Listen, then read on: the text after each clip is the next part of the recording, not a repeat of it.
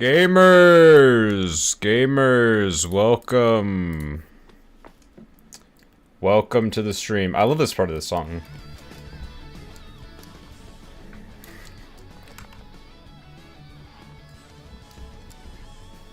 Dude, Falcom doesn't miss. I need to actually turn off the music.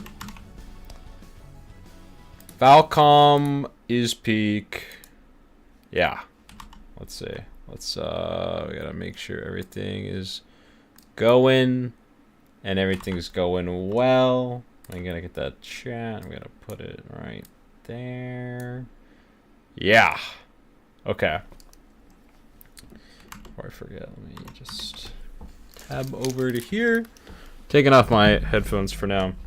And we're going to do an intro. And the mic is loud because my mic is like so quiet in my stream. So I'm making it loud. I mean, we're just going to figure it out as we go. So I'm starting the recording now. So I'm going to do a YouTube intro. Welcome, gamers. It has been a while since I've streamed or really recorded something off the cuff. At least here on the main channel here during a stream and using it for anything. I mean, I don't think I've actually used my streams for anything yet because we're still figuring things out here, I guess.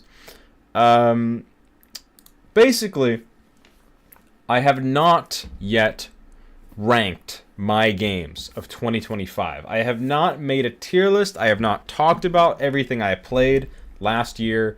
It's already February, and I just haven't really delved into that. I haven't talked about my favorite games of the year, haven't ranked them. I haven't even done any sort of update video, which I kind of wanted to do, and I wasn't sure when I wanted to do it or what I wanted to say, but I feel like in terms of the channel, in terms of what I could update the viewers about, it's kind of, you know, it's in the works, it's in the making, and I don't want to say too much. So I want to do a stream here, and I want to just hang out. I want to stream more again, and I didn't post anything on social media. This is like a quiet stream. This is a stealth stream. Like, nobody knows we're here. Only the real protagonist viewers know. Only the real gamers know. I've got this orange Ramune soda today. This is the main attraction, honestly. This is what you came here for. I'm gonna drink this, see how that is. I like orange sodas. Pretty good. I never drank much Fanta as a kid because I always imagined that it was like Fanta was like way worse for you than other sodas. I don't know if that's actually true. What is the soda that's actually the worst for you? That's a good question.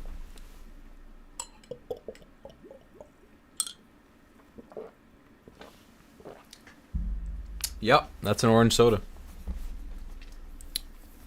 Not as good as the Stewart's one. I guess that's like orange cream soda.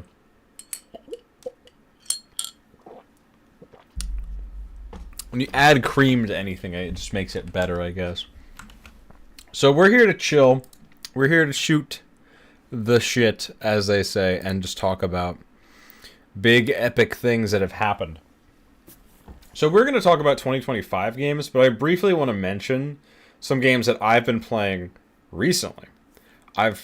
Yo, Casey in the chat. Hannah was also in the chat before while I was starting the stream. Yo, what's up?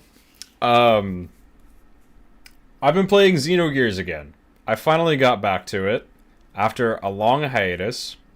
I'm back to it, playing it on DuckStation, on the Steam Deck, and I'm enjoying it. I think that I've been having some feelings about long games recently. I want to play shorter games, but all the games that I like are just so long. And I miss playing short games. I miss when I could blast through a game like Metal Gear Solid or Uncharted or The Last of Us. Like I miss playing those like 8 to 15 hour games, like those like perfectly paced, cropped like experiences. Like they feel so cinematic. And I haven't had that in a while. Play Pong. Maybe.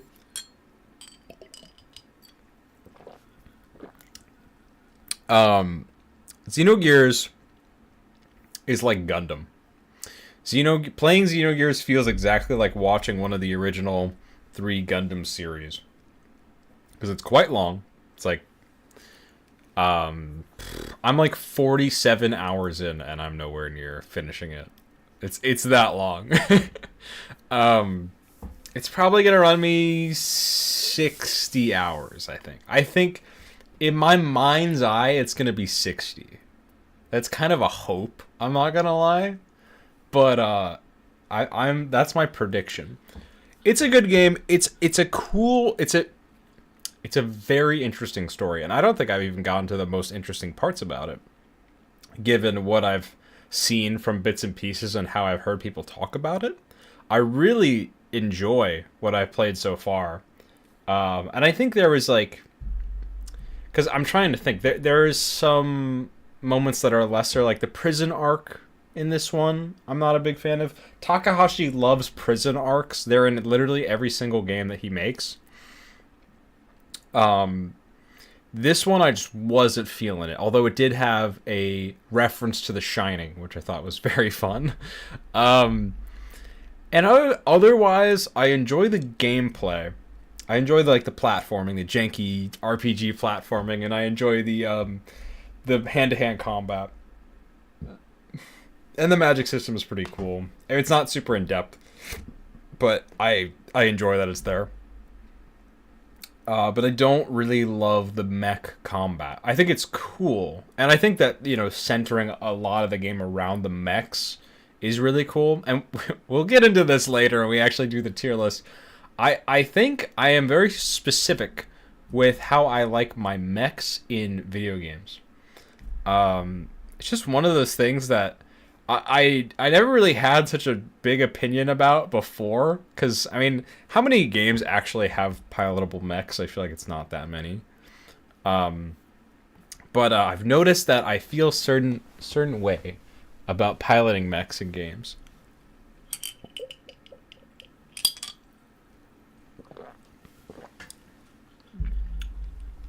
But I'm playing on DuckStation, so if I have any issues, I have ways of getting around them.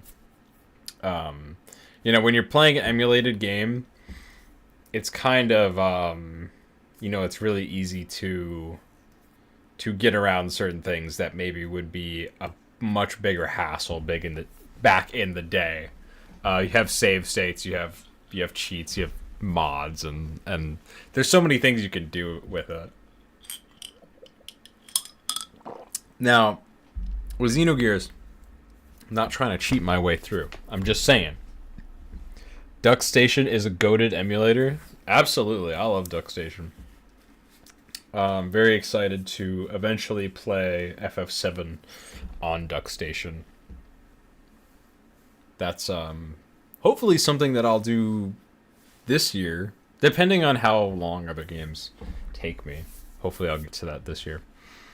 But speaking of last year, we can move over to the tier list.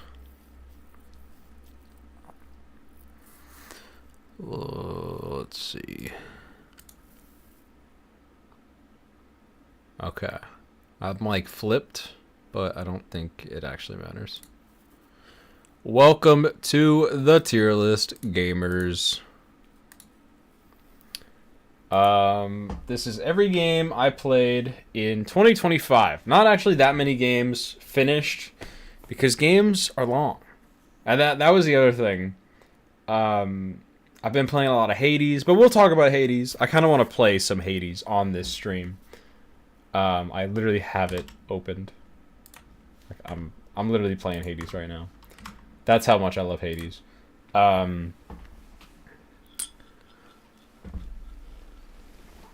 So I want to go in like timeline order. So I'm gonna open up my backlog and see.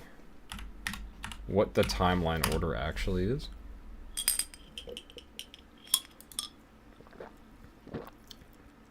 Oh yeah, and in terms of games that I finished this year, we'll talk about The Walking Dead. I'll have a lot to say about that.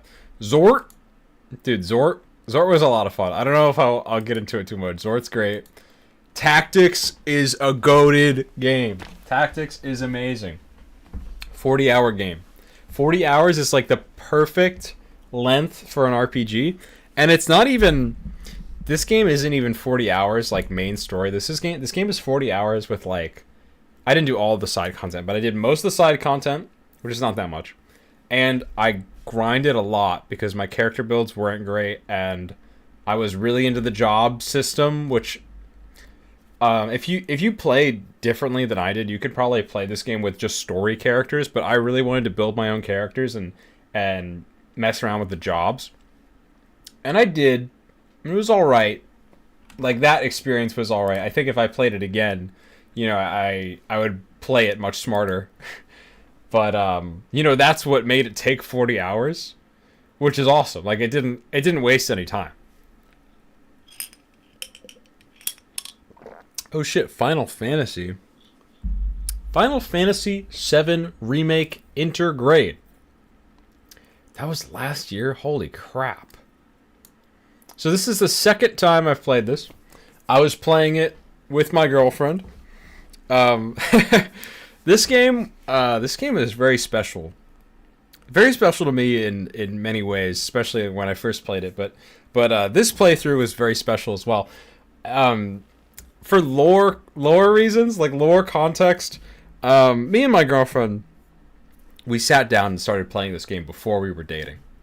And by the time we finished playing the game, we were dating for like a few months. We actually took some big breaks in our playthrough of this game, but yeah, it was a very special experience. It was like a bonding experience. Yeah,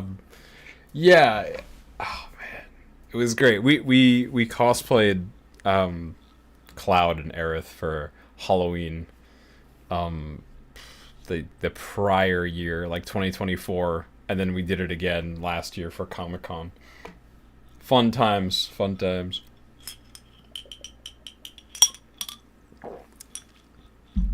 So, does this go in very epic or holy peak? I don't know. I mean, I love this game. I might like Rebirth a little bit more. But this game it's really special because it came out in like that COVID era. Well, actually, this was like the first COVID game.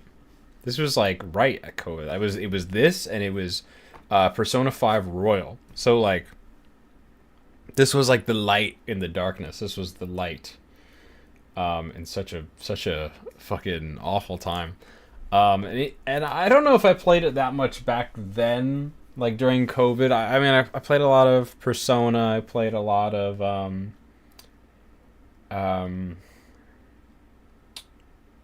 Death Stranding and Fire Emblem. A little bit of Animal Crossing. I wasn't really in the Animal Crossing craze.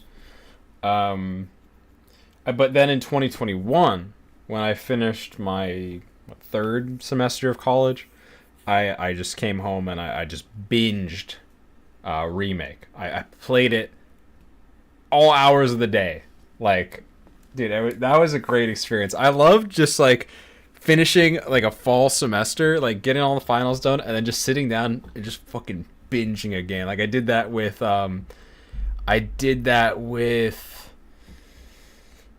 Tales of Arise as well. Casey says P5R was a COVID game. Yeah, it came out in like March of 2020.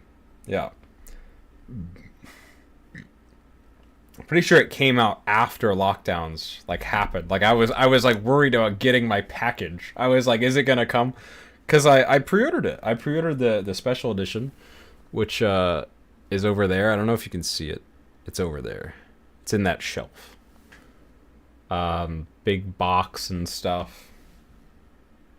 Yeah, that was 2020 times. It's crazy to think that was like fucking 6 years ago now. Jeez. But yeah, I can't yap about this game too much because I'll be here forever, and I definitely want to yap about it more in the future. Twilight Princess. Oh my god. Dude, Twilight Princess is a very good game. I don't love Twilight Princess as much as other 3D Zeldas. I think in my 3D Zelda ranking, it might even be the lowest, but it is a very very good game. It's got like wonderful art direction. I love, I just love how it looks. I love the lighting and the way the characters are modeled and the way like the actual like 2D art for them is drawn. Um, I while playing this game, I constantly think back to the old PBG top 10 video where he put it as his number 10 favorite Zelda game, and he was like, "Where are the colors? Dude, this game doesn't even look good." Like, I kept saying that to myself while playing this game because I just found it funny. It's a very beautiful game. Story wise, I don't know if it's like.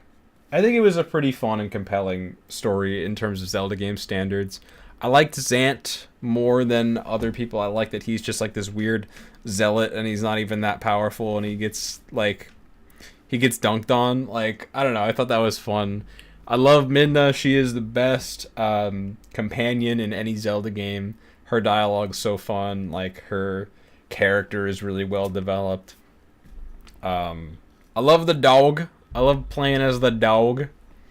Really unique gameplay style. Zant was a good villain. Yeah, I feel like people underrate Zant because they want him to be something that he was never meant to be. Like Zant is like a more powerful and important version of Ingo from Ocarina of Time. Like Zant's a bottom feeder. Zant is like nothing. And that's kind of that's the point. I feel like people wanted Zant to be like the main antagonist, like the final boss, but Zant is just not that kind of character, and I think for what he was an interesting character. This gets a very epic. What's next? I have a feeling. Oh, Sonic Adventure 2, dude! Sonic Adventure 2, holy peak! It's so peak! Ingo's a bootlicker? Absolutely, dude. Ingo has a blue check mark on Twitter. That's all I got for now on that subject. Sonic Adventure 2, good game, nostalgic game. The Sonic movie came out like a few months before. Like, it came out in December, and then I played Sonic Adventure 2 right after. Just like super fun game.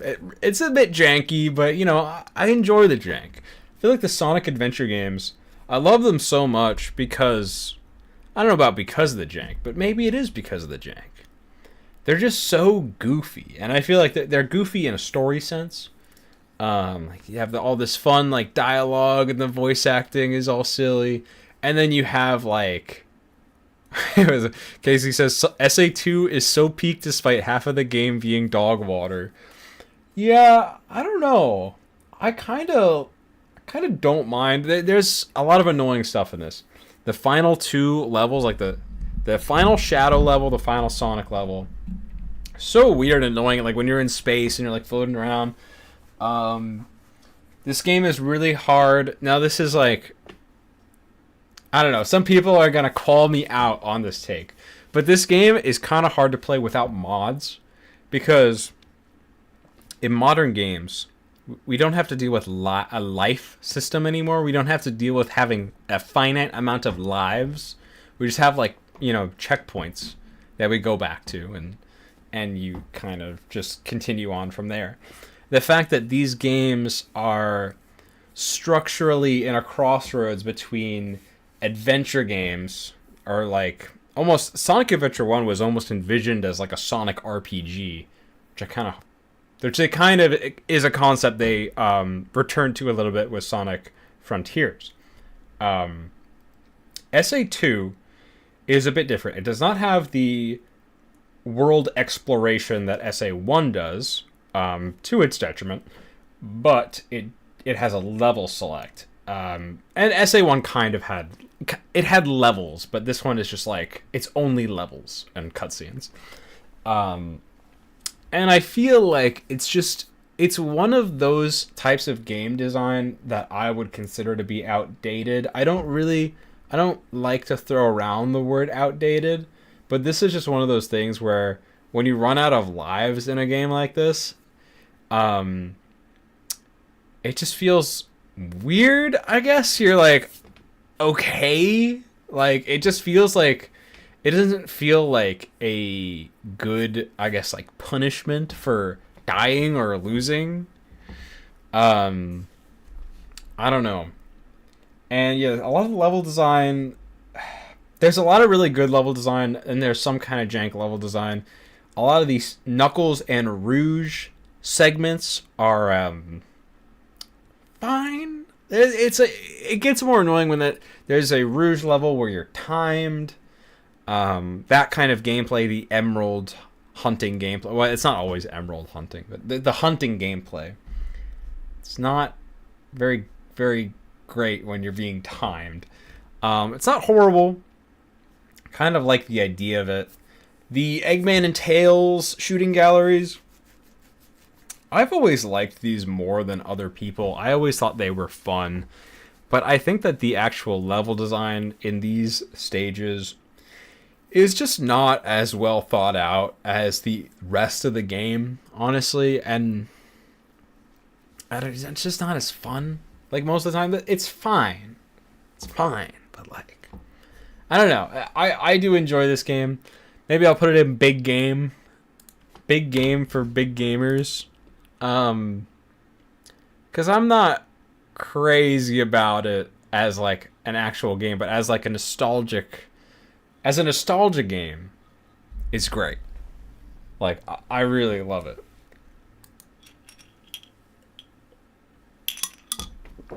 A Way Out.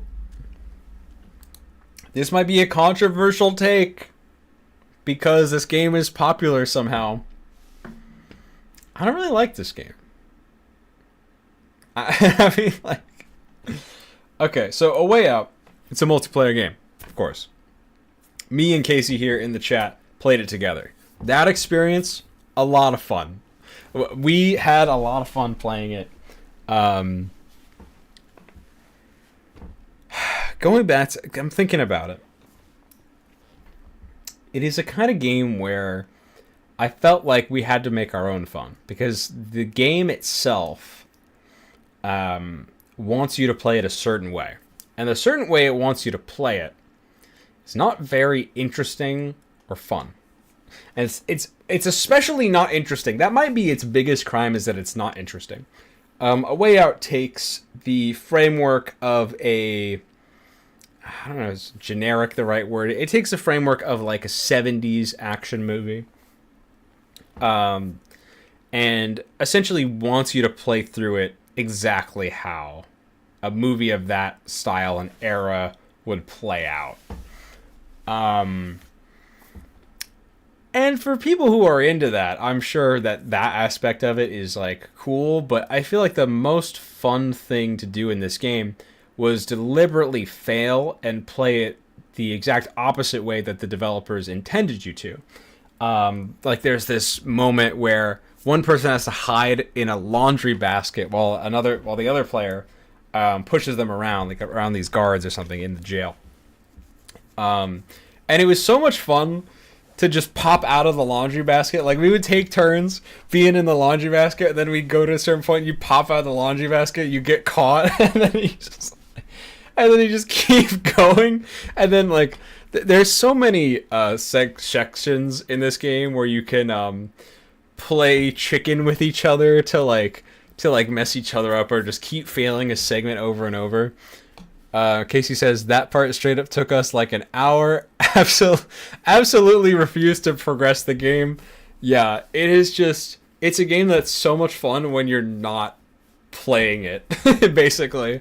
There was just so many funny segments. There is, we recorded a bit of this, so I can put some footage if I make this a video. There's a segment, there's a chase. and you can. It's so stupid. It's genuinely kind of bad game design. I'm wondering how I should approach this. Where should I even start with this? There's this chase scene. Both of your characters are being chased by one guy. I think he's shooting at you too. And if you run anywhere that the game does not specifically want you to run, you will get a fail state. And we spent so much time just like trying to run in different places and go to different areas and just getting gunned down, and we would try to do it so often. And the thing about this that made it so funny is that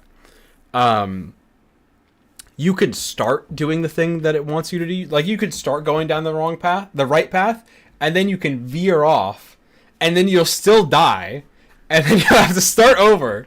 It's just so funny. It's like death come true if it was bad. So true, so true. You don't even get anything for dying.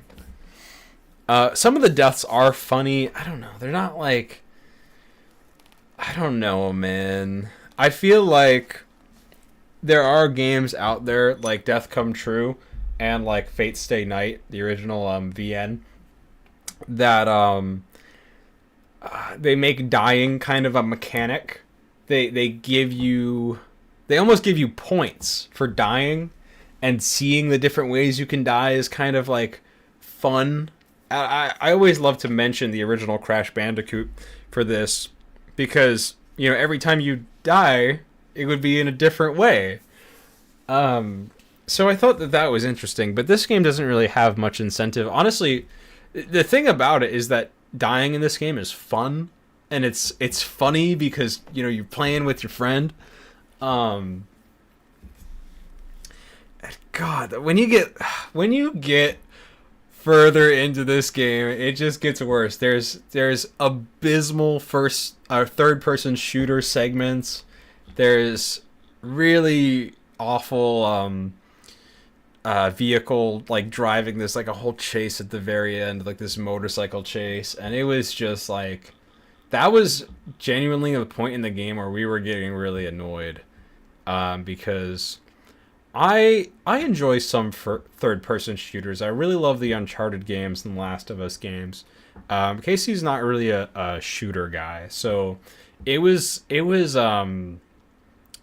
just kind of tough to be forced into that kind of gameplay style, because the beginning of the game was a lot more clever.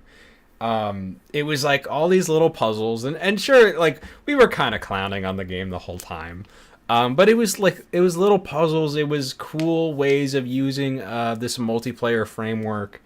But by the end, it just got so generic, and the writing is also abysmal. Like, I could not care less about the story in this game. I know some people like it. Some people love this game. Like, this is actually a pretty well-liked game.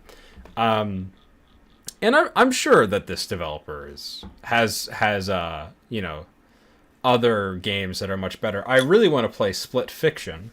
I don't know about It Takes Two.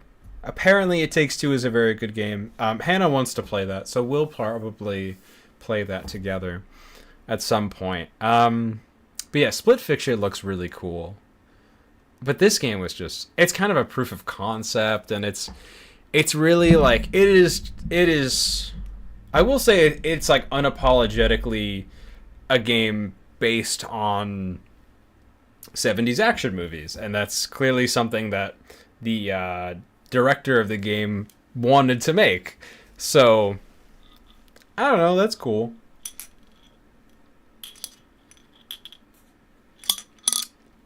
I think I've finished my soda. I don't even know where to put this. I kind of want to put it in abysmal dog shit, but it was so much fun to play that I almost feel bad about doing that.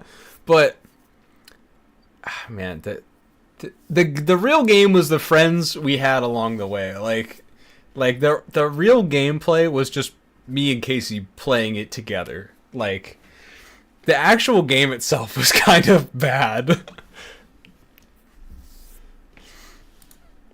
Going from the worst to quite possibly the best. Claire Obscure Expedition 33. I might not even yap about this game because it's just like I'm writing a video about it right now. I don't know. I'm not saying that'll be my next video. I'm not saying that. But I'm writing a video about this game. What can I say? I mean, I gotta retell the classic story over and over. I don't remember what it was. It was like an Xbox show or something. We were in our Discord server. We had a bunch of people watching, because we usually watch those kinds of things, announcement shows. And we were all sitting there, we're all watching it, and this trailer came on. It had cool art direction. It looked photorealistic. We all thought, we were like, oh, this is like a AAA game. This is like a Sony. Well, I guess it might have been the Xbox show. I don't remember. So it probably wasn't. It wasn't like literally Sony. But I was like, this is like, like a God of War or like something like that. And they're like, oh, it looks pretty cool. We'll see. And then it cut to gameplay and it was fucking turn-based. And we all lost our minds. We were so hyped.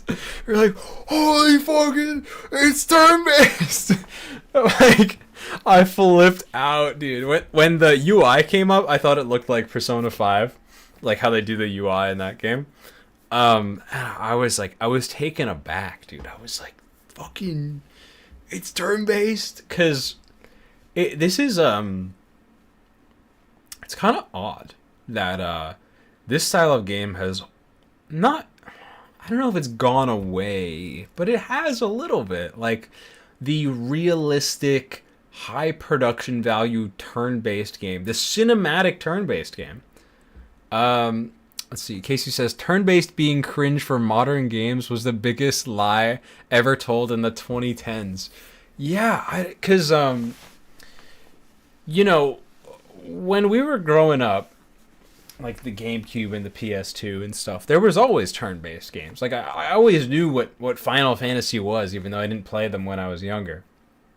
And I always just imagined that they would keep on making games like that because they had been doing it. And then like a lot of games went from turn-based to action-based. Like FF15 kind of went into this weird action real-time gameplay style. 15's gameplay is really weird. I need to play that game again to even like understand the game.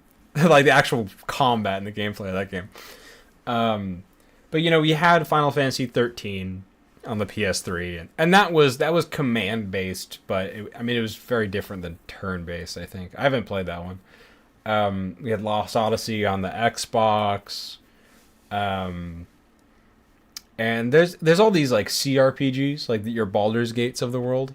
And Baldur's Gate 3 was a huge like sensational game a couple years back.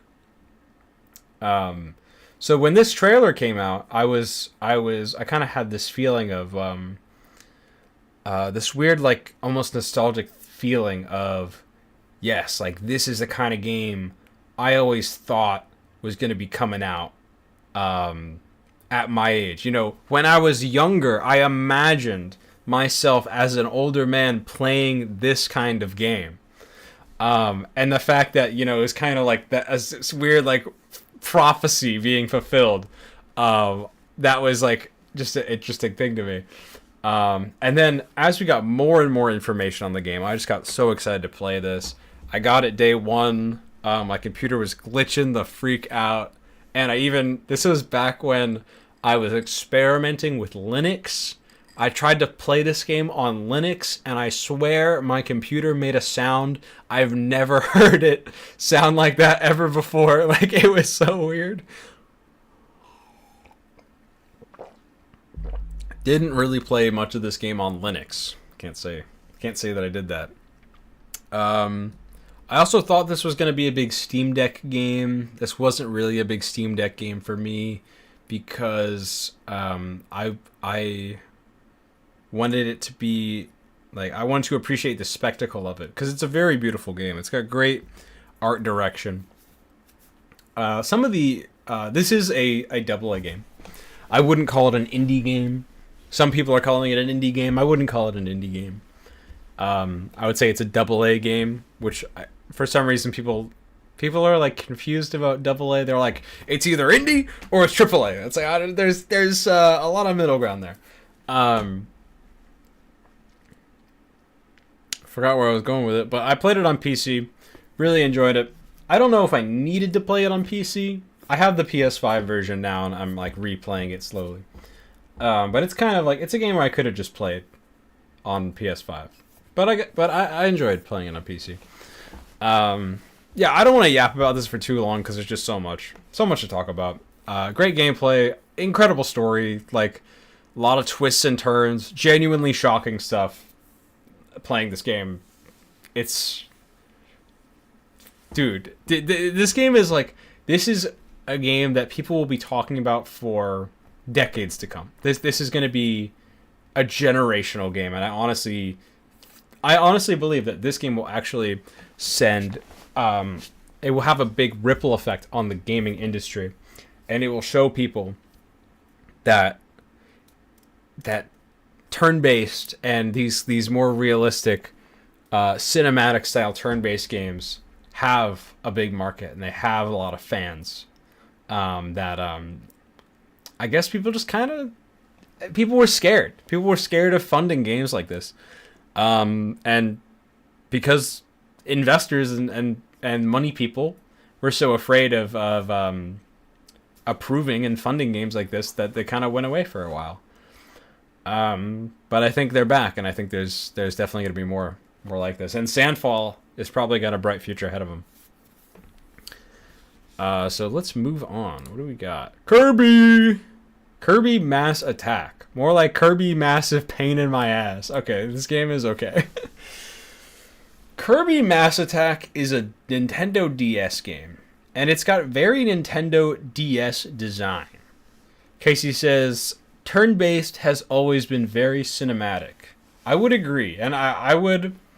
that is the thing. That you bring up a very good point, because even in games that don't aspire to be super cinematic, I still think that turn-based is a very cinematic style of gameplay. Like, even in the Trails of Cold Steel games, like for the PS Vita, that we talked about in last year's recap, those games are so cinematic and stylish, and you know, like they have this punchiness to the gameplay that I don't feel like you can get outside of a turn-based game.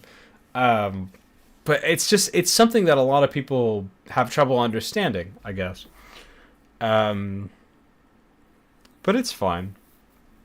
Kirby, it's a fine game. Came out in 2011. It was the anniversary year. It was a DS game, so playing this game all the way through is a bit tiring because it wanted to have a lot of content. And it has a lot of content. But that content is very similar. All of the stages are pretty similar. The story? It's fine. It's a Kirby story. I mean, I think the Squeaks show up, the Squeak Squad. Kirby Squeak Squad. Much better game. Great Kirby game. Great DS game. Mass Attack is just, it's a gimmick game. Kirby's got some gimmick games in there. I don't know. It was a fun time. But I don't know. I just can't. It was fine. Like, it was whatever. Okay, then we have Xenoblade Chronicles X. Yep, that's it. Alright, next game. No, okay. Xenoblade Chronicles X is... I don't know. It's just it's such a long game. It's so long. So I talked about Xenogears a little bit earlier and how Xenogears was kind of structured like Gundam. Xenoblade X is also kind of structured like Gundam, but in a way that makes me not like it. Okay, we'll get this out of the way. I don't think I like Xenoblade X. I'm a huge Xenoblade guy. I love the Xenoblade trilogy. Love Xenoblade 3. That's like one of my favorite games. Probably number one favorite game. Like Xenoblade 3. Outside of like games that I probably have more nostalgia over, like Ocarina of Time. Xenoblade 3 was just such a fantastic game. Like, I never experienced such a long story that felt engaging the entire way through. And Xenoblade X was like the opposite of that. Xenoblade X, I played it for around 70 hours. And by the end of that, I was just like, where'd the fucking time go? Like, I didn't enjoy it. I enjoyed it for a lot of the game. If this game was 40 hours, if I played this game and it was, the entire game was 40 hours, you crop it, this would have been a great game. But it was just so caught up in the minutia, like obscure mechanics, and maybe a lot of this is my fault. A lot of this is on me. Maybe I didn't delve into the mechanics as much as I could. Maybe I didn't respect the system that the game was trying to provide me with. Maybe it's on me. But I just didn't have fun. I didn't have fun playing it. And the story was fine. I enjoyed the story. I really love Lau as a character. I loved his arc. The main party was fine. I love Tatsu. Tatsu might be... Okay. Tatsu might be top 1 Xenoblade characters. Like, Tatsu is genuinely a great character. You will be sitting in these boardrooms having, like, important conversations about humanity and survival, and Tatsu is just in the background stimming. He's just fucking stimming. Other than that, man, like, what do I have to say about this game? The exploration of it is really cool. It's probably one of the coolest open world games out there. I just struggle a lot with open world games. There's a reason that when I talk about Zelda, I don't really talk about the open world Zeldas that much. Like, Zelda to me is still Ocarina of Time through to Skyward Sword. Like, that is Zelda to me. And because that's just when I got into it. I got into it in 2011. I played Skyward Sword. I played Wind Waker. I never finished Skyward Sword. Don't get me wrong. Don't confuse what I've said on the internet. I played Skyward Sword. I never finished Skyward Sword. Breath of the Wild does have a goated open world, though. Exactly. Breath of the Wild and Xenoblade X. One cannot deny that these are amazing open world games. I'm just not an open world gamer. And I love Breath of the Wild. I would go back and play Breath of the Wild today. Like, if you were like, all right, Kevin, you have to stream Breath of the Wild for 10 hours. Here's some money and a gun to your head. Do it. I would do it. I would not complain. Mid dungeons, though. So true. But Xenoblade X, I feel like Xenoblade X is for a specific kind of person. And it's just not for me.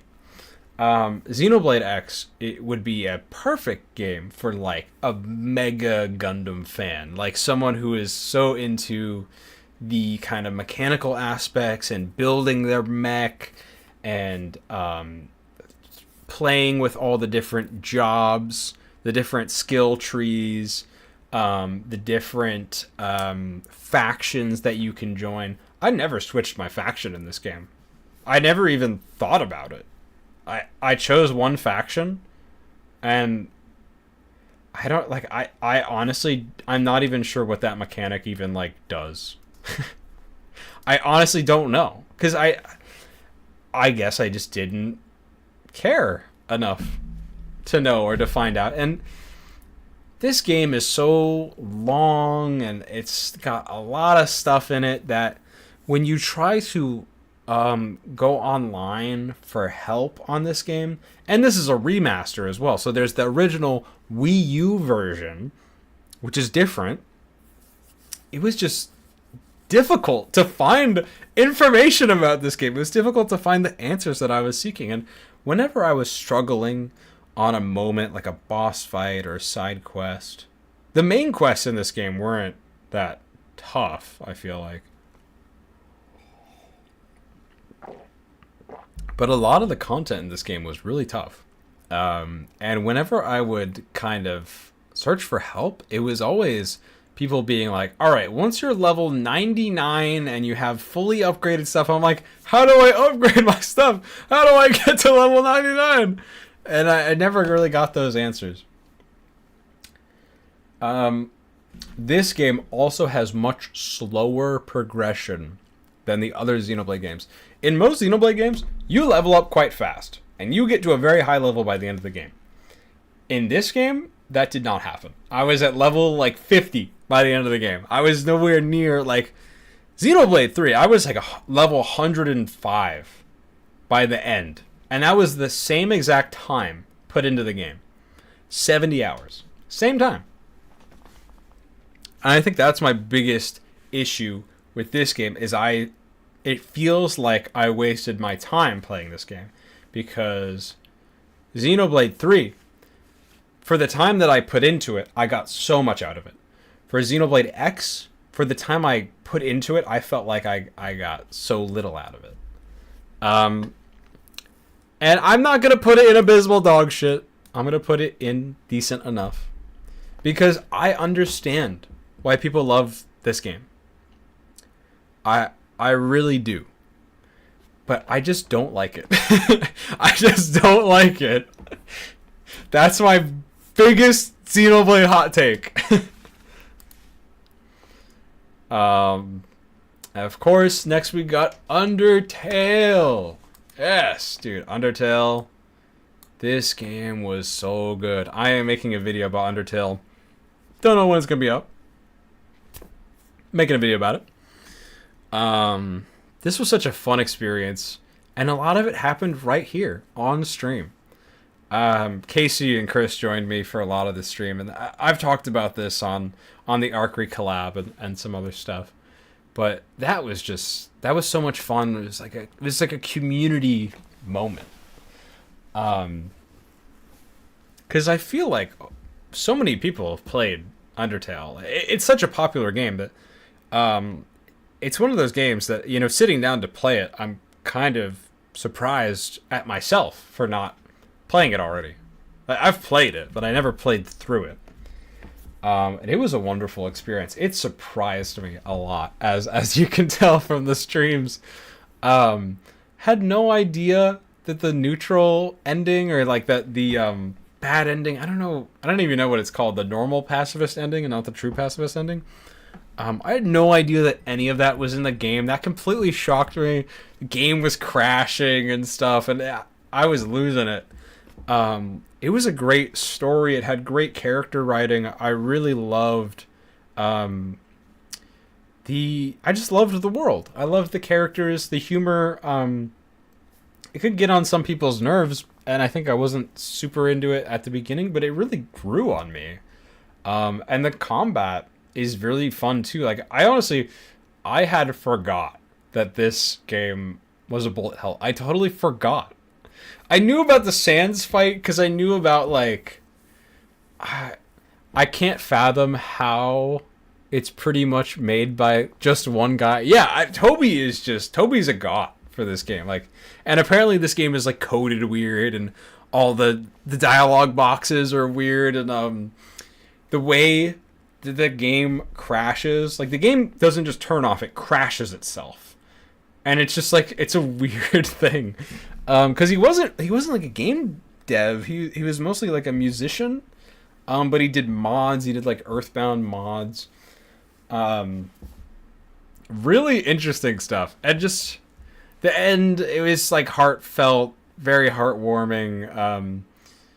The thing about the combat, I forgot that enemies will attack you even if you don't attack them. So, like, I knew about the Sans fight, but I thought that you had to, like, get to that. I thought if I just talked to everyone, then I wouldn't have to, like, do this whole bullet hell thing. So that caught me off guard and surprised me.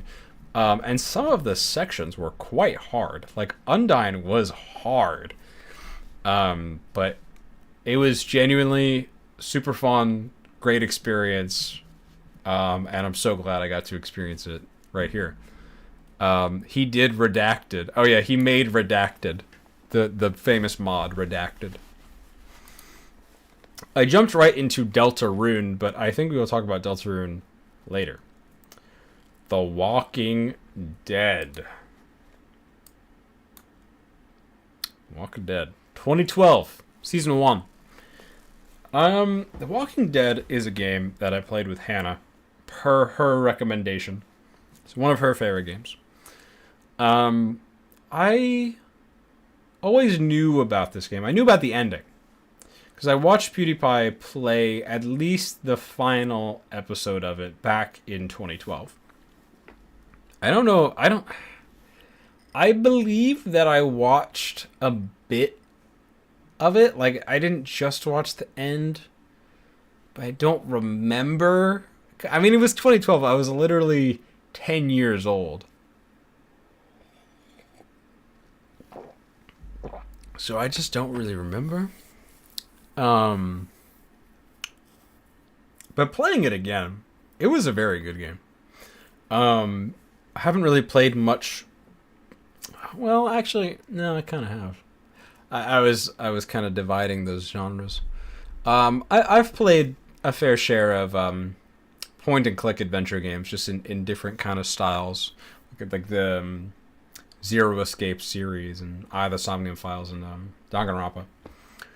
But this is quite a different style of game, very choice driven. In games like Eye of the Somnium Files and 999, you are almost required by the story to get every single ending, whereas in The Walking Dead, there's more or less one ending, but depending on how you play, certain events will play out slightly differently. Your choices, a lot of the time, don't change the game in huge ways. But they change the game in subtle ways, and I do think that's quite interesting. This game had pretty good cast. I like Lee and Clementine the most. Lee was a great protagonist. And I'm assuming everyone knows how this game kind of goes down. But needless to say, Lee is not in the other games, the other Walking Dead games. And that is honestly one of the reasons they're not as good to me. Because Lee had such good screen presence. He was a great character to embody. You really... It felt like... You know, if... I'm struggling to figure out how to say this. But I'm like... If there's any character that I would want to embody in this situation, it would be Lee. Because he, despite having a quite interesting backstory, he's kind of got his shit together, at least like emotionally or like personally, despite other transgressions. But yeah, it was cool. It's got some puzzles, it's got some choices. I thought there was going to be romance in this game. There's a moment, Ben. Hannah's coming out there with the Ben. Dude, fuck Ben. We'll talk about Ben. There's a moment in this game where you get 2 women in your party. And I was like, fellas, I get to choose which one I get to date. Because that's just how these games usually turn out. These are the kind of choices you make in video games. And then one of them dies horribly by the hands of the other one. And then I was like, they got me fucked up, basically. They got me fucked up. They stole my girl away from me. No romance for me in this game. Which is really funny to say because I played it with my girlfriend.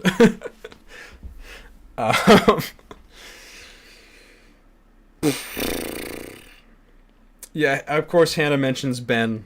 Ben's a fucking rat, honestly. Fuck Ben, dude. You'll hear me talk about Ben more. Good game, good story. I mean, the story is like the point of the game. So you'd better hope it's good. And it is. It's quite good. I'm not usually a fan of zombie stuff.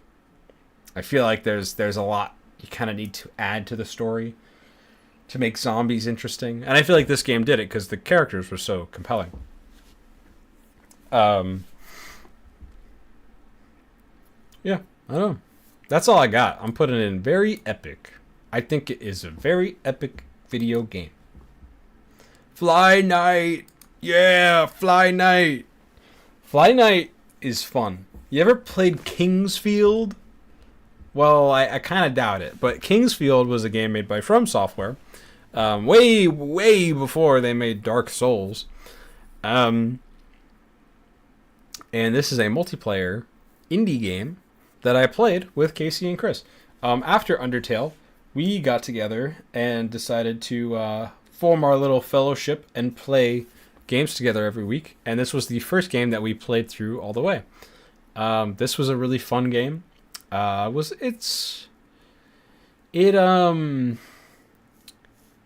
think going into it, we had a little bit of a misconception that it was going to have some roguelike elements. Or just be like a different kind of dungeon crawler. It didn't. It's not a roguelike. It doesn't have any roguelike elements. But it's a multiplayer dungeon crawler. It's quite fun. It's quite slow. The game mechanics have a little bit of a learning curve, but they're quite fun when you get to know them because, like I said, it's based on the Kingsfield series, so it takes a lot of cues from that. You've got your sword and your shield. You've got a parry mechanic. You've got a kick. There's limb damage. Like you can like take out people's arms or their heads. And since this is a bug game, this is similar to Hollow Knight. This is a certified bug game, and there's all different kinds of bugs and bug enemies. They act differently, and you can get all kinds of armor and stuff. There's a weight system which makes you really have to make tough decisions about what kind of armor and weapons you're bringing into battle, what you're using. There's a little bit of magic, too. The magic is quite fun. This game has friendly fire. Now, this is honestly the biggest problem with this game is you have like 2 ring slots, like your little accessory rings that give you, some stat modifiers and stuff. You only have 2, and one of them is the ring that turns friendly fire off. That's what takes up a slot in your inventory. And we 3 basically always had that on because whenever we took it off, we were just at each other's fucking throats. When we took it off, we were just killing each other. And that was fun. But when we actually had to fight a boss, we really didn't want to accidentally kill each other. So essentially, we all had 1 ring slot. So that was a bit annoying. Other than that, there's fishing in the game. You can fish with your bros. That's pretty fun. Really charming game. Really funny looking game. You can fuck this game up with filters. It's got built-in filters and stuff. And you can just make this game look so awesome. Like all pixelated and like CRT like and just... It's really fun, really charming. Excited to see what comes out of it next. I don't know. Can we go to the Steam page? Is this guy working on anything? He's got this sorcery game. Yeah, this is coming out. No, this is... Oh, he made this a demo. This is a demo. This is 2023. Okay. I wonder if this game will get a update, expansion, maybe. This game could definitely use an expansion or a sequel, and I would definitely play it because I had so much fun with it, genuinely. Next, we get to talk about Deltarune, I think. Deltarune.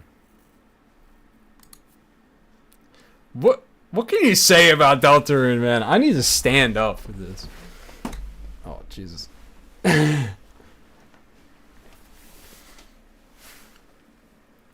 Deltarune is awesome. Like, Deltarune takes all the best parts of Undertale and makes them something much more special. It Undertale is already a very special game, but Deltarune's just got that sauce, you know. The humor is better. The characters are better. You have a full party now. The combat is better. You're not punished for actually fighting. Like, there's not like a pacifist and merciless kind of dichotomy to it. It's much more of a full RPG rather than an experimental RPG. I'm not saying that a game being more experimental is necessarily bad. Obviously, I think Undertale is an amazing game. I put it in holy peak. But this game just kind of improves on everything that Undertale started in such a significant way that it was extremely surprising and just an extremely fun game to play. I completely underestimated how much I would enjoy the combat in this game because even though I was coming off of Undertale, which I enjoyed greatly, coming to this game, I expected more of the same, and I think for Chapter 1, from Chapter 1, it shows you that it's not going to be entirely the same. But it doesn't show you exactly what it's going to become later. This game, it feels like every encounter was completely unique. Like, they added a unique kind of gimmick or gameplay scenario to the game, which just gave it a lot of variety. It kept the game very fresh. And with all the different characters that you meet throughout the different dark fountains, the dark worlds, it's a game that definitely stays fresh and unique the whole time. It's a game that definitely doesn't grow old on you. If anything, it just grows on you. And I love the characters too. I really did appreciate the characters in Undertale, but the characters in Deltarune, I feel much more connected to them because you have a party in this game.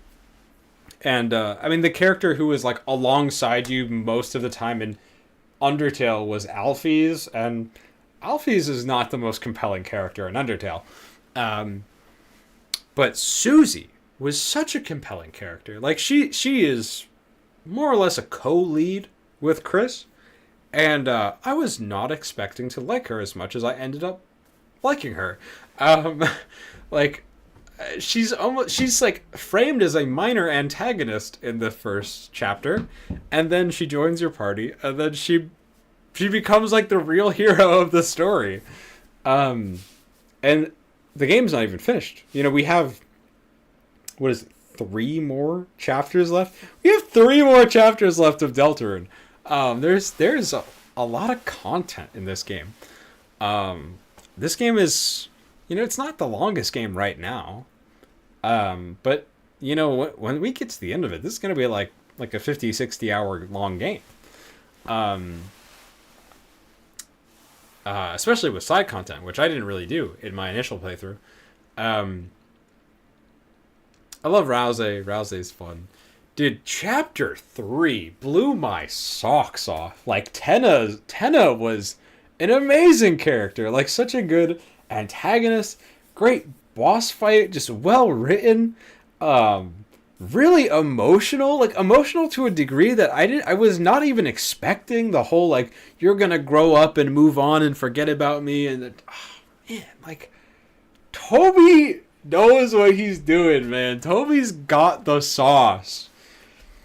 I could yap about this game. I feel like I could just completely go on about this game. And of course, we played a little bit of it on stream. We finished it on stream. Finished Chapter 4 on stream. That was a lot of fun. That Chapter 4 boss fight fucking rocked my socks. That thing was hard. But we got through it. And we got through it together, which is very special and keeping with the theme of the game. Man. Chapter 3 is my favorite. Chapter 4 not as much. Chapter 4 has got some annoying moments. It's got like these dark segments. You're in the dark. Not as fun. Kind of confusing as fuck sometimes. It's got the funny pumpkin guy. Pretty funny. Kind of annoying to actually play. The Game Boy cutaway segment thing. Like, that was just really interesting. And it was used in an interesting way thematically in the story. This, like Expedition 33, and like Undertale, because of course Undertale's old. We've already seen the influence of Undertale. Deltarune is going to be one of those games that sticks around for generations. This is a generational RPG. This is a game that people are going to be playing and being inspired by for years, decades. This is one of those landmark games. You feel glad to exist in the same time as it, to experience this kind of art and this kind of phenomenon, because it's a thing that you can relate to people about and relate to people through. Casey says very worth playing right now despite not being finished yet. Of course, yes. Even if this game, even when this game is not done yet, I would highly recommend it.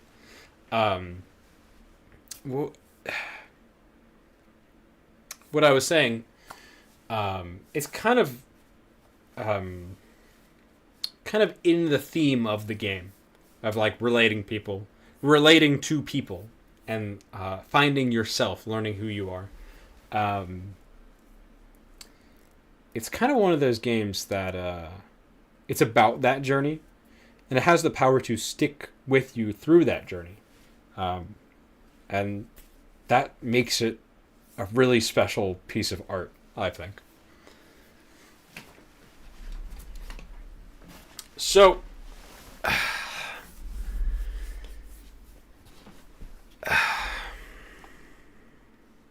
we're putting in Holy Peak. It's peak! It's peak! Is Blood and Bacon next? Blood and Bacon might be next. Blood and Bacon. Blood and Bacon is a game that I played in like 2016 with my cousin. He just showed me it randomly.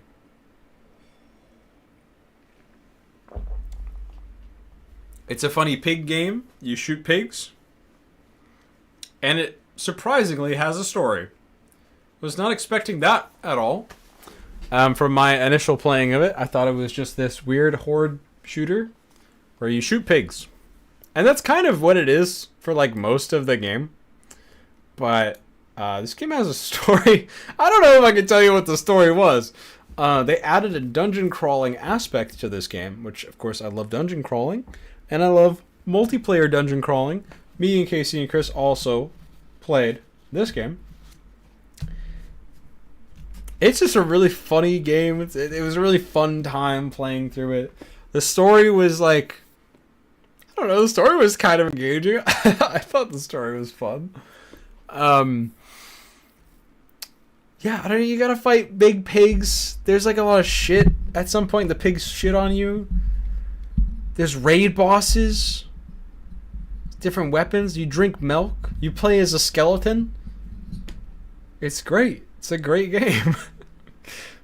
It's also like fucking busted. Like, it's a glitchy game. But I think just makes it more fun. Fun experience. Fun game. Final Fantasy VII. Rebirth. I don't think I can talk about Rebirth, man. I think this thing is running too long. Rebirth. Rebirth is a game that I need to like collect my thoughts about. Played it twice now. Time well spent. The second time, I had different thoughts. I had some new criticisms. I had some old criticisms that became not criticisms. I enjoyed it, of course. This playthrough. So this is, I replayed it with Hannah. And for the most part, she wanted to play the story, not worry about the side quests and the open world stuff as much. To me, I really like that stuff, so I kind of feel like that took away from the overall experience. It's still a really fun game. It's still a very engaging story, and let's see. I need to put something here, so I'm not looking at myself because it's giving me a headache or something. It's a good game. I might want to turn off Hades because I'm in like yap mode, and I'm like, oh dude, what do I want? I'm like, now I'm just playing Hades. I'm in yap mode, man. I gotta turn this game off.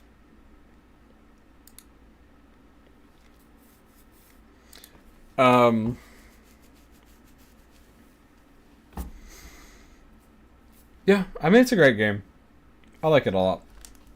I'm very excited for part 3. Probably going to be announced quite soon. It's just a game that I can't talk about that much right now. I mean, I will be talking about this game so much in the future. You know?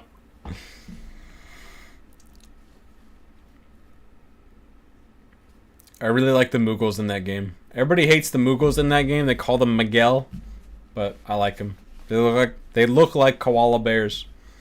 I think they're fun, and I like the Moogle Emporiums. I think they're fun too. They make me smile. Peak. It's a Peak game, and it's called Peak. Peak is what the gamers refer to as friend slop. I'm assuming it's slop you enjoy with your friends, but this game is not slop, man. This game is Peak. This game is so much fun. I've played this with so many people now. Me and Casey, most of my game time, we were playing together. The whole point of this game is just to climb. You're climbing up a big mountain, and you got to get to the peak. And there's different biomes, there's different areas that all have their different environmental hazards. And it's just been a great experience throughout, I guess, the second half of the year when I first played it. It's a very funny game. It's got a proximity voice chat, which is something that I never really experienced before playing these kinds of friend slap games. Because, I mean, honestly, I don't really play that many multiplayer games.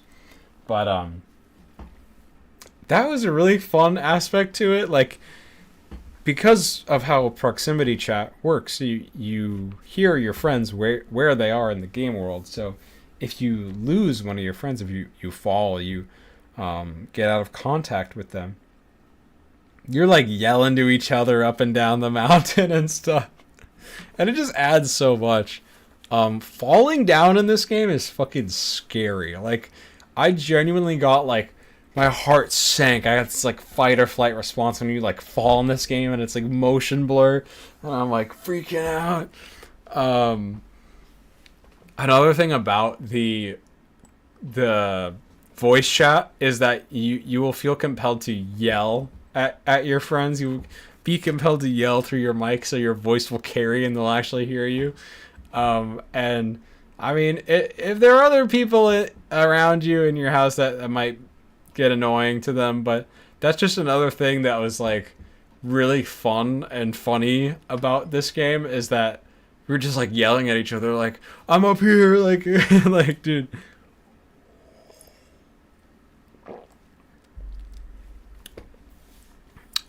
It's also just like, It's a great bonding experience as well because you help each other a lot. Like you have all these different items that you can get.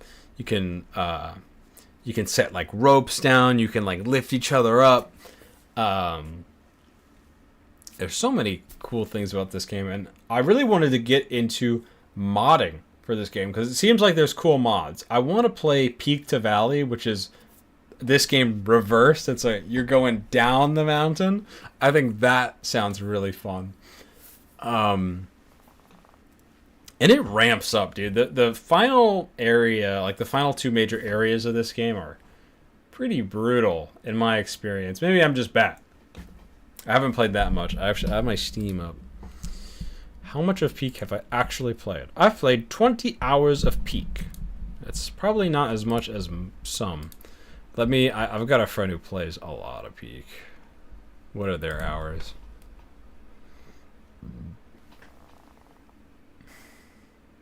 Wait, really? Oh, wait, no, that's someone else. 53 hours in Peak? 78 hours in Peak? I'm not going to say who that is in case they don't want me to.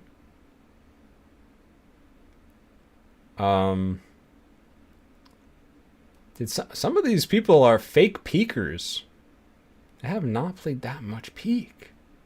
Bro's got to get on the Peak. Come on.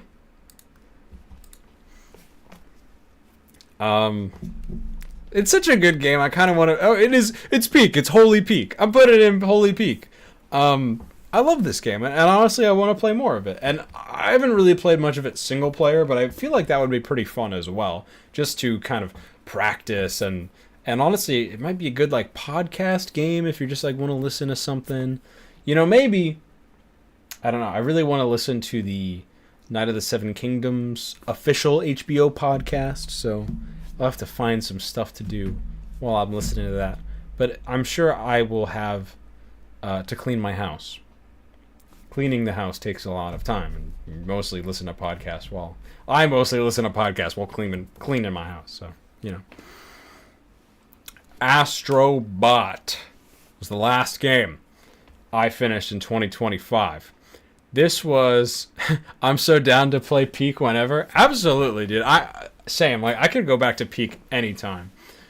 But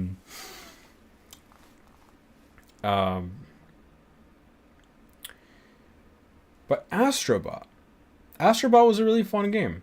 3D platformer, tons of PlayStation references. I feel like the big thing about this game is kind of the references and the reverence for the history of PlayStation. So many familiar faces that we haven't seen in a while. So many great references, and just like get to when you collect the bots, like the bots that are designed after certain characters, it's pretty heartwarming, you know, especially if you have fond memories with those games. Playing the Uncharted level in this game was so great because I love Uncharted. I played all the games, played them when they came out, like a little bit. I played Uncharted 4 when it came out. Genuinely, I think I only played Uncharted 4 when it came out, but I played all the other games eventually. And I love that series. So seeing the homage to Uncharted in this game was great. I loved that. It was just such a nostalgic feeling game. I also,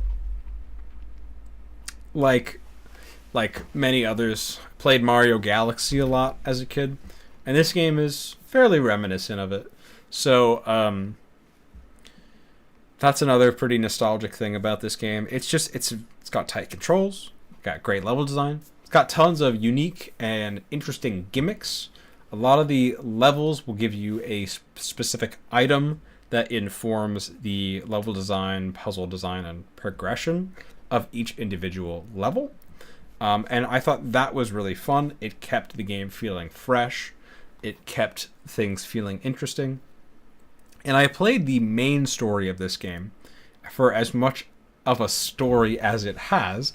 I played the main levels, and there's tons of side levels. And I'm sure there's tons of things that I missed in the main levels, like items and collectibles that I can go back and get. So this game has quite a lot of content. packed into it. And I think that PlayStation, I feel like PlayStation can be a little hit or miss with their tentpole games. And I feel like Sony isn't particularly publishing smaller games. They're not really publishing smaller games at all. There's a lot of third-party stuff on PlayStation, but if it's not a kind of tentpole story-driven adventure kind of game, I don't feel compelled to play it on my PS5. I will just play it on PC, and if it runs on Steam Deck, I mean, that's perfect. I'll play anything on Steam Deck if it runs on Steam Deck. Especially with the announcement of Steam Machine and kind of getting into that Steam and PC ecosystem. The amount of games that I want to play on the PS5, funnily enough, it's kind of evened out. Because of the way I play PC games, there are certain games that I'm like, oh, I think I would rather play that on the PS5. And I think that Sony, though they can be hit or miss, they do release a few games that are like, I need to play this on a console. And that's a feeling that is special to me. I don't know if it's special to others. And there are certain series that go back and forth. Resident Evil used to be that for me. When I got Resident Evil 2 Remake on PS4, and that was like a big console experience for me. But nowadays, I play all my Resident Evil games on PC. Maybe it's because they're shooters, and I just like aiming with the mouse more. But, you know, different kind of preferences. But kind of got away from talking about Astrobot. I mean, people have talked about Astrobot a lot. It won Game of the Year for 2024, which, in retrospect, like, I would love. I remember thinking, like, oh, wouldn't it be so great if Metaphor won because it's turn-based, and then because you got Baldur's Gate the year before, and then, well, now we have Expedition 33 being Game of the Year. So it's like, what if it was like, dude, turn-based is fucking back, dude. But hot take again, I'm not really a big Metaphor fan. But Astrobot is awesome. I love Astrobot. We're putting it in very epic. Astrobot's a great game. What can I say?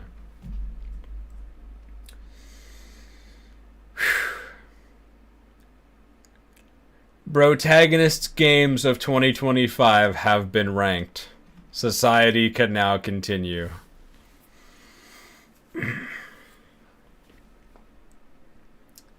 I think I'm happy with this list. I think that, you know, these games are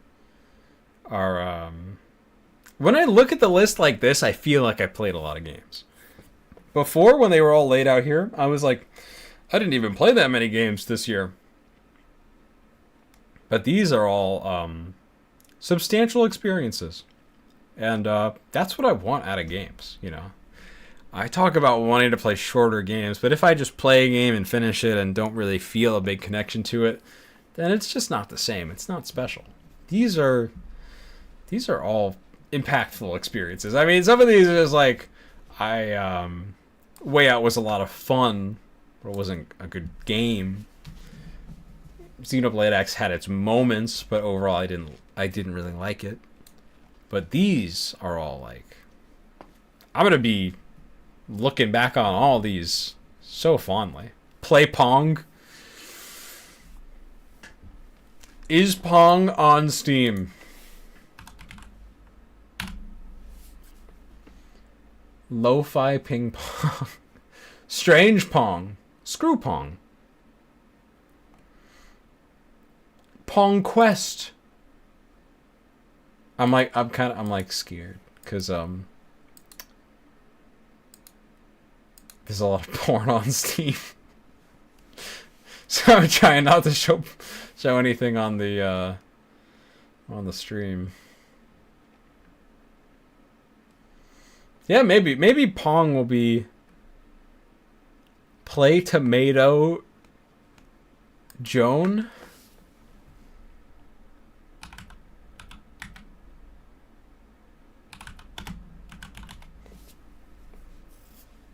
Tomato Jones?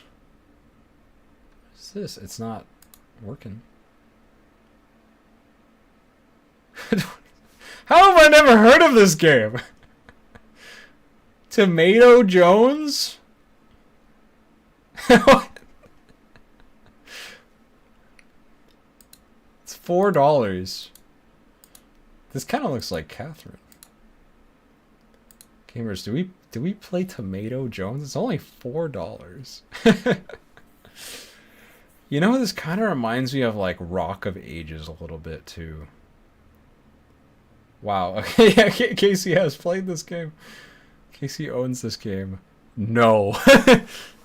IGKY, I said that. Dude, you have this game. You own it on Steam.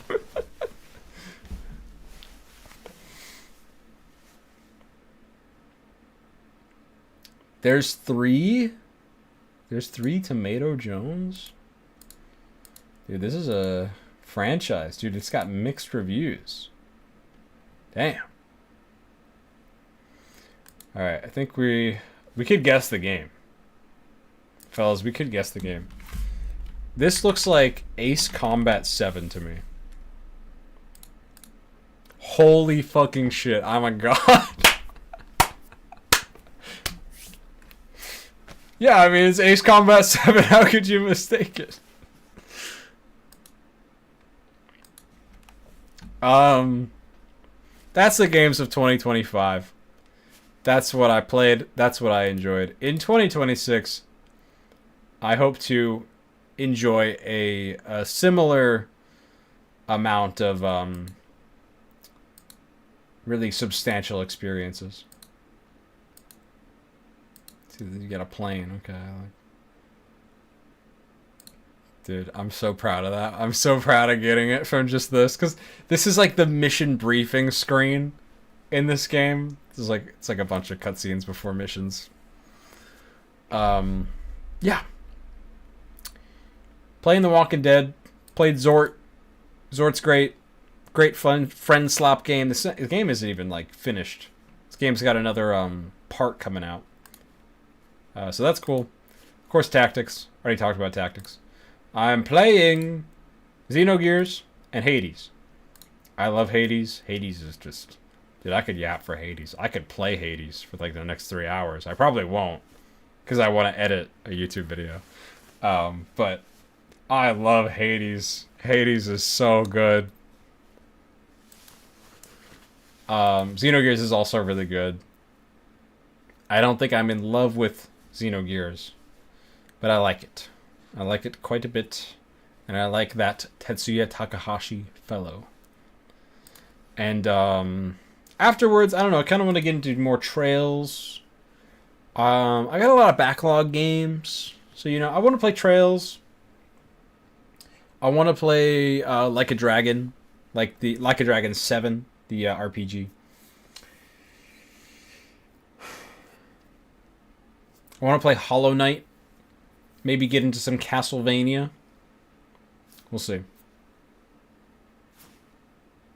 Also, Resident Evil 9 is coming out. I'm going to get Resident... That's like 2 weeks. In 2 weeks, I'm more excited about Resident Evil 9 than my own freaking birthday. I mean, is anyone really that excited to turn 24? But, like, especially in this day and age. But Resident Evil 9, dude, I'm freaking hyped for that game. Resident Evil 4 remake was just such a great experience. Like, I look back on this game so fondly. I loved this game. I was playing it in the dark with these headphones, like on my PC. Like, oh man, and I'm excited to get a similar feeling back with Resident Evil 9. So I'm just very excited about that. I think that is the stream. Resi 9 looks so peak for real. Yeah, dude. Like, they went above and beyond. And even though it's, you know, a 2026 game versus a 2023 game, they specifically have talked about how they are optimizing the game to work on a lot of different PC setups. They specifically talked about that because I think that, graphics get better and things get more complex, but I think that, and there are some exceptions to this. Monster Hunter Wilds, Dragon's Dogma 2, not every game that Capcom releases runs the best on PC. But I think that with this whole RE engine thing, the Reach for the Moon engine, not the Resident Evil engine, the whole RE engine, everything that Capcom is doing right now, I think they want their games to run well on PC. They want their games to run well on many PCs.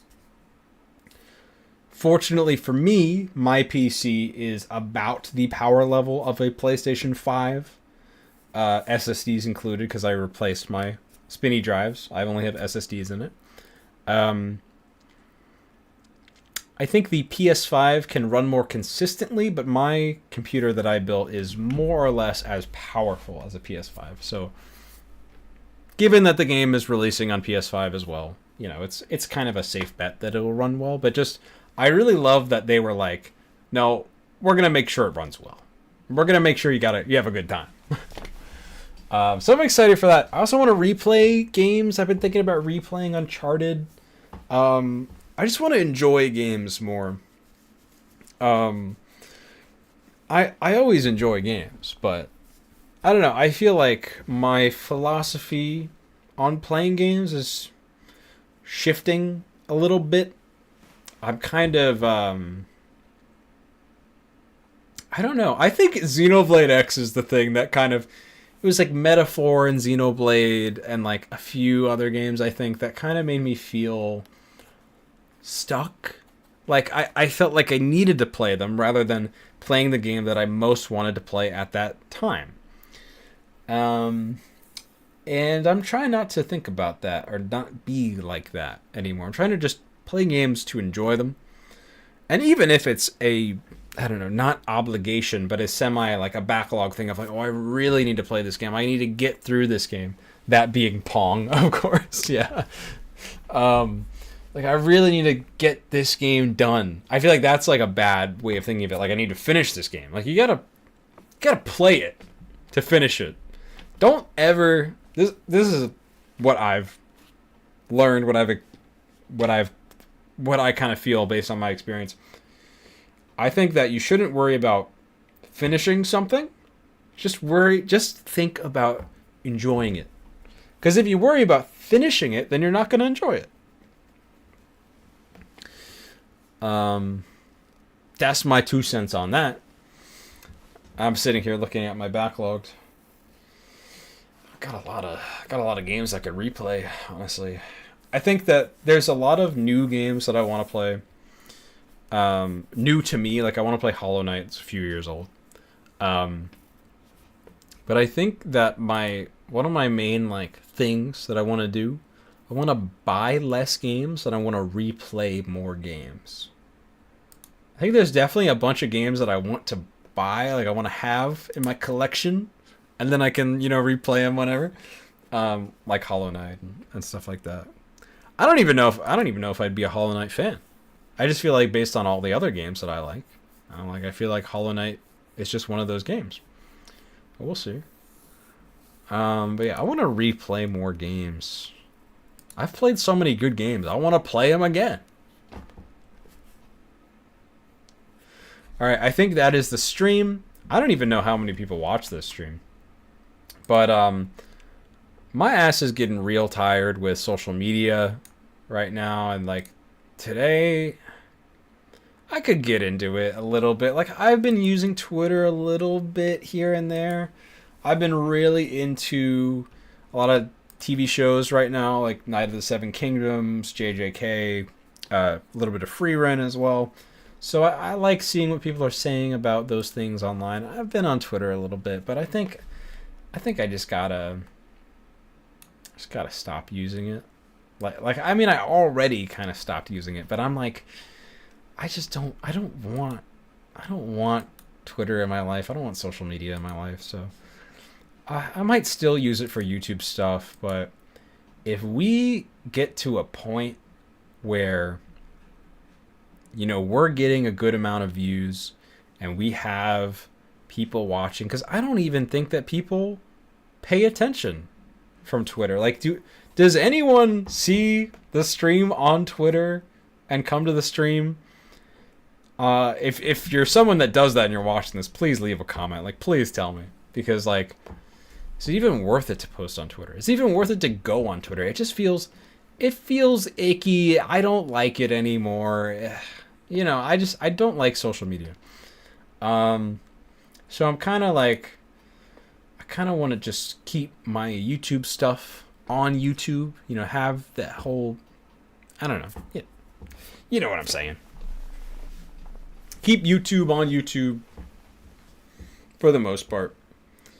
Anyways, thank you so much for watching live or watching the VOD if you are doing that. Thank you for liking, commenting, subscribing. If you haven't, you might want to. If you want to support the show, we have a Ko-Fi linked in the description below. And you can do that at your convenience if you want. If you don't want, don't worry about it.